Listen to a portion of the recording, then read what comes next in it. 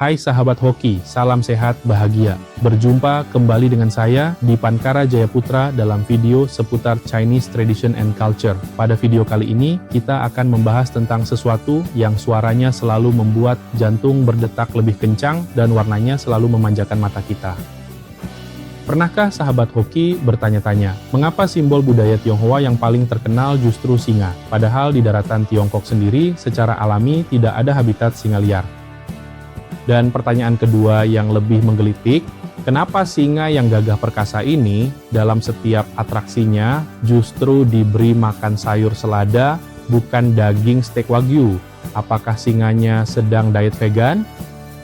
Simpan rasa penasaran Anda, karena dalam beberapa menit ke depan, kita tidak hanya akan menonton atraksi, kita akan menyelam ke dalam sejarah ribuan tahun, membongkar rahasia dapur para suhu, dan menemukan kepingan kebijaksanaan hidup yang tersembunyi di balik kostum bulu yang megah itu. Duduklah dengan nyaman, siapkan kopi atau teh hangat Anda, dan mari kita mulai perjalanan menelusuri jejak sang singa di bumi Nusantara. Kita masuk ke bagian pertama, asal-usul dan jejak kaki di Nusantara. Sahabat, mari kita luruskan satu fakta sejarah yang unik. Barongsai atau Lion Dance adalah produk imajinasi kreatif leluhur kita. Seperti yang saya singgung di awal, Tiongkok kuno tidak memiliki singa. Singa baru dikenal ketika pedagang dari Persia dan India melewati jalur sutra dan membawanya sebagai hadiah untuk kaisar. Rakyat jelata yang hanya mendengar cerita tentang hewan buas yang suaranya menggelegar dan bentuknya gagah, mulai mereka-reka bentuknya. Itulah sebabnya, barongsai yang kita lihat hari ini tidak persis seperti singa di taman safari. Ada yang bilang bentuknya mirip anjing peking raksasa yang setia, ditambah tanduk magis dan dihiasi warna-warni cerah. Ini adalah gabungan antara realita zoologi yang minim dan imajinasi mitologi yang liar. Nah, ada satu hal yang sangat spesial tentang barongsai di Indonesia. Tahukah Anda bahwa kata barongsai itu sendiri tidak akan dimengerti jika Anda ucapkan di Beijing atau Shanghai? Di sana mereka menyebutnya wuxi. Kata barongsai adalah bukti cinta dan perkawinan budaya yang indah di tanah air kita. Barong diambil dari seni pertunjukan Jawa dan Bali yang menggunakan topeng atau kostum hewan. Sai berasal dari dialek Hokkien yang berarti singa. Jadi menyebut barongsai saja, kita sebenarnya sedang merayakan persatuan budaya Tionghoa dan Nusantara. Indah sekali, bukan? Namun, perjalanan barongsai di Indonesia tidak selalu diiringi tepuk tangan. Ada masa di mana sang singa dipaksa tidur panjang. Bayangkan era Orde Baru, khususnya setelah tahun 67. Keluar sebuah aturan yang melarang ekspresi budaya Tionghoa di ruang publik. Selama 32 tahun, jalanan yang biasanya ramai saat Imlek menjadi sunyi. Tidak ada dentum tambur, tidak ada lompatan singa. Generasi muda keturunan Tionghoa saat itu tumbuh tanpa mengenal identitas budayanya.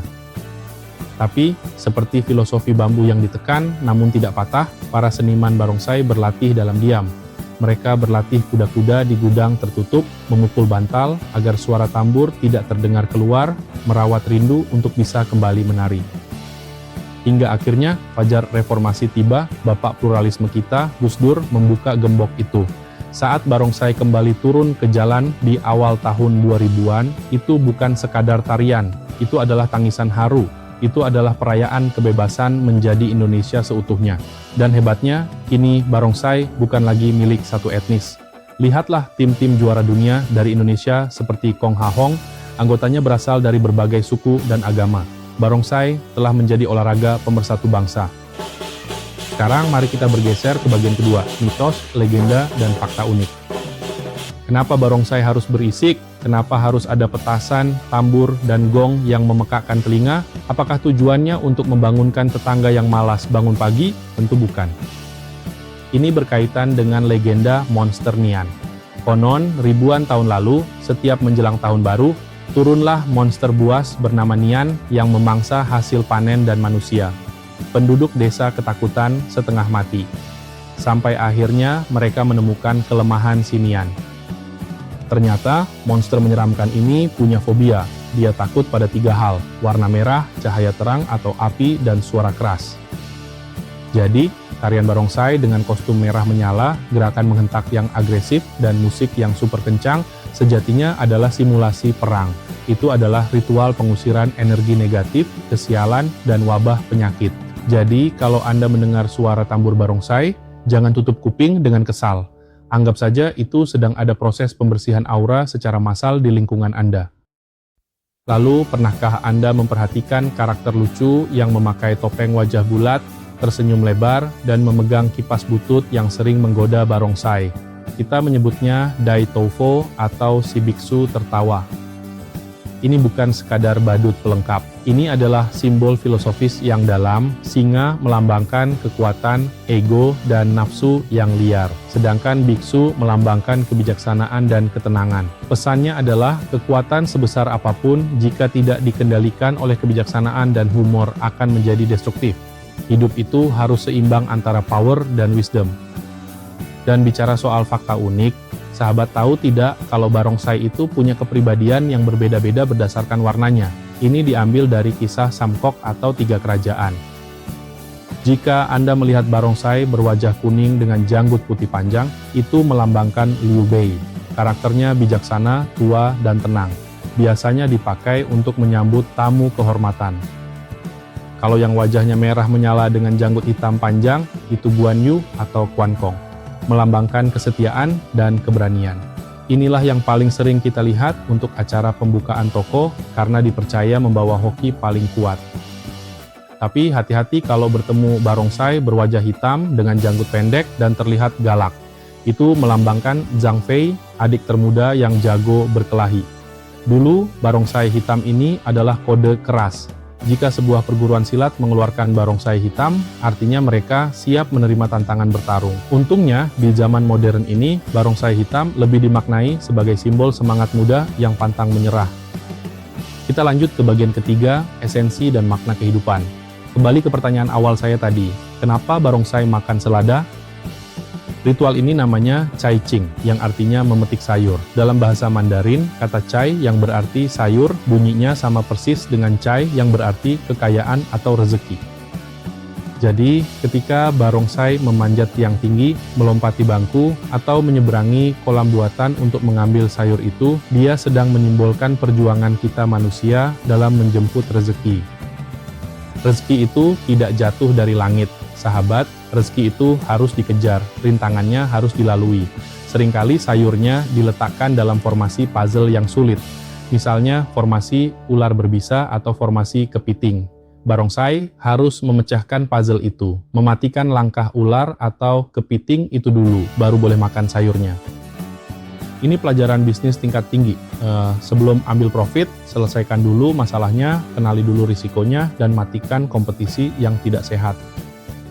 Dan yang paling indah setelah barongsai mengunyah sayur itu, dia tidak menelannya sendiri. Dia akan menyemburkannya kembali ke arah penonton atau pemilik toko. Ini bukan jorok ya. Ini adalah simbol bahwa rezeki yang kita dapat harus kita bagikan kembali. Jangan dimakan sendiri. Kalau dimakan sendiri namanya serakah dan itu bisa jadi penyakit. Rezeki yang disebar akan menjadi berkah yang tumbuh subur bagi banyak orang. Selain soal rezeki, barongsai mengajarkan kita tentang arti kerja sama tim yang sesungguhnya. Coba bayangkan menjadi pemain ekor. Wajah Anda tidak terlihat, Anda harus membungkuk sepanjang waktu, dan Anda harus mengangkat beban teman Anda di pundak. Tanpa ekor yang kuat, kepala singa tidak akan bisa berdiri tegak dan terlihat gagah. Di dunia kerja atau keluarga, kita tidak bisa semuanya jadi kepala. Harus ada yang rela menjadi ekor, menjadi penopang, menjadi support system. Dan si kepala tidak boleh sombong karena tanpa ekor, dia hanyalah topeng yang tergeletak di tanah. Barongsai menghapus ego individu demi keindahan bersama. Sampailah kita di bagian keempat, penutup dan refleksi. Sahabat hoki yang budiman, barongsai lebih dari sekadar atraksi akrobatik yang meriah. Ia adalah kapsul waktu yang menyimpan sejarah leluhur. Ia adalah monumen perjuangan identitas di Indonesia. Dan ia adalah guru kehidupan yang mengajarkan kita tentang keberanian, kebijaksanaan, dan kerjasama. Setiap kali Anda melihat barongsai melompat, ingatlah bahwa kita pun harus berani melompat melewati rintangan hidup. Setiap kali Anda mendengar suara tamburnya, ingatlah untuk mengusir rasa takut dan kemalasan dari dalam diri kita. Dan setiap kali Anda melihat dia membagi rezekinya, ingatlah untuk selalu berbagi kebahagiaan dengan orang-orang di sekitar kita.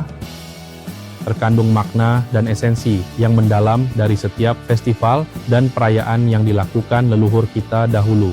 Sampai jumpa pada video selanjutnya. Salam hoki, sukses, bahagia.